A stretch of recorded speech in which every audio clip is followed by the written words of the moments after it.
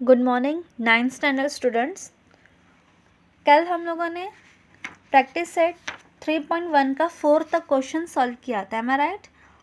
जो मैंने बुक में आपको फ़ोटोज़ सेंड किया था उसके अकॉर्डिंग आपको वो सॉल्व करना था। आज हम लोग क्वेश्चन नंबर 5, 6, 7, 8 ये सॉल्व करने वाले हैं। क्वेश्चन नंबर 5 का क्वेश्चन पढ़ो। Classify the following polynomials as linear, quadratic and cubic polynomials. ये जो कुछ इक्वेशंस दिए गए हैं आपको, पॉलिनोमियल्स दिया गया है, उसको लीनियर जो सिंपल है, क्वाड्रेटिक जिसका डिग्री 2 हो और क्यूबिक जिसका डिग्री 3 हो, उसमें क्लासीफाई करना है। तो कैसे होगा कि up to X square plus 3x plus 1, first question ये राइट। तो फर्स्ट क्वेश्चन में डिग्री क्या है? फर्स्ट हमारा 2 है, तो 2 किसको बोलते हैं? जो क्वाड्रेटिक रहेगा पॉलिनोमियल्स उसको बोलते हैं। और 5p, सेकंड 5p है जिसके सर पे कुछ भी नहीं है, वो हमारा क्या है? लीनियर है, ठीक है। और √2y - 1/2, इसके भी सर पे कुछ भी नहीं है, डिग्री है नहीं, तो ये क्या हो जाएगा? लीनियर हो जाएगा। फोर्थ वन में देखो, m³ plus 7m² plus 5/2 m - √7। अब इसका डिग्री फर्स्ट हमारा क्या आता है? 3 आता है, यानी कि वो क्यूबिक हो जाएगा, डायरेक्टली क्यूबिक। हम उसको क्वाड्रेटिक भी नहीं बोलेंगे क्योंकि उसका फर्स्ट डिग्री जो है क्यूबिक में आ रहा है समझ में। और फिफ्थ वन है a², यानी कि वो क्वाड्रेटिक, और 3r³ क्या हो जाएगा? क्यूबिक। तो क्वेश्चन नंबर 5 समझ में है आपको। क्वेश्चन नंबर 6 में चलते हैं। Right the following polynomials in standard form. इसका मैंने यहाँ पे कुछ फोटोज़ भी किया है। जैसे क्वेश्चन नंबर 5 देखो, ये सॉल्यूशन ऐसा है, आपको अगर मैंने एग्जाम में पूछा भी तो आपको इसके अकॉर्डिंग ही आपको सॉल्व करना है, जैसा मैं बता रही हूँ वैसे सॉल्व करना है आपको, ठीक है। तो क्वेश्चन नंबर 5 ऐसा सॉल्व करना है।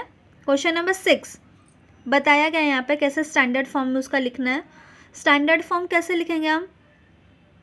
सीक्वेंस वाइज लिखेंगे, यानी कि पहले क्यूबिक होगा, फिर स्क्वायर होगा, फिर उसका कोफिशिएंट नंबर होगा, हाँ कोएफिशिएंट नंबर होगा, फिर उसके बाद जो मतलब जो लेटर के साथ होता है नॉर्मली, जिसको पावर 1 होती है, जिसको डिग्री 1 होती है, वो वाला रहेगा। फिर उसके बाद विदाउट नंबर, विदाउट लेटर वाला लास्ट नंबर रहेगा, उसको बोलते हैं कांस्टेंट टर्म। याद है ना सब? तो उसके अकॉर्डिंग ये लिखना है। तो m³ है, फिर नंबर है, फिर प्लस 5m है, तो उसका असेंडिंग में कैसे लिखेंगे हम? पहले m³ करेक्ट है, m3 होगा, फिर उसके बाद 5m होगा, प्लस 5m साइन जिसकी जो है वही, साइन चेंज करने की ज़रूरत नहीं है, प्लस 5m होगा, फिर उसके बाद 3 होगा। उसके बाद -7y वाला देखो, जिसका पावर सबसे ज़्यादा किसका है? प्लस y5 दिख रहा है आपको, ये वाला सेकंड वाला y5, तो वो 5 डिग्री वाला पहले आएगा। फिर उसका 4 डिग्री कहाँ गया? प्लस 2y है ना, तो प्लस 2y, यहाँ प्लस की साइन है, यहाँ प्लस 2y, 4 डिग्री 4 है। फिर उसका 3 डिग्री कहाँ है? 3y³ यानी कि पावर 3, तो 3y पावर 3। फिर उसका 2 -2, फिर उसका 1 जिसको शो नहीं होता है वो 7y -7y, फिर उसका लास्ट में -1/2। तो इसके अकॉर्डिंग क्वेश्चन नंबर 6 सॉल्व होगा। क्वेश्चन नंबर 7 देखो, right the following polynomials, right the following polynomials in coefficient form. अब क्वेश्चन नंबर 7 कोएफिशिएंट फॉर्म कैसे होगा?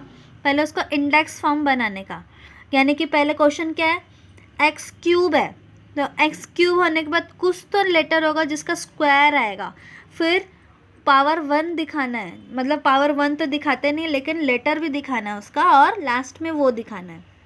तो इंडेक्स फॉर्म, तो हमको कुछ नंबर मालूम नहीं है, तो 0x लेना है, 0x, तो इसके अकॉर्डिंग वो पूरा सॉल्व करना है। तो आप देखोगे आपको खुद को समझ में आएगा, ठीक है।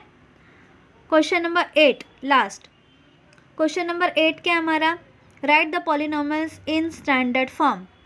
तो ये स्टैंडर्ड फॉर्म इस तरह से, क्या अभी इसमें फर्स्ट दिया 1, 2 एंड 3, 1 2 3 में क्या करना है, जो नीचे के नंबर्स हैं वो इस नंबर में लिखना है, यानी कि 1 शो होता नहीं है, डायरेक्टली हम x लिख सकते हैं। और सेकंड वाला क्या है, 2 है, तो यहाँ पे देखो 2x लिखा हुआ है ना, रेड वाला पेन 2x लिखा हुआ है।